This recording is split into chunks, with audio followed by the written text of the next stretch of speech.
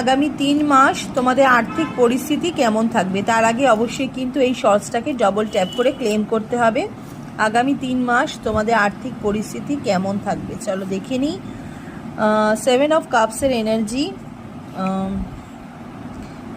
night of কাপসের এখানে energy,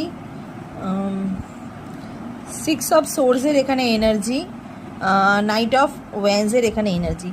দেখো তোমরা যারা নতুন কিছু ক্যারিয়ারে নতুন কিছু স্টার্টিং করার কথা ভাবছো তারা কিন্তু একটু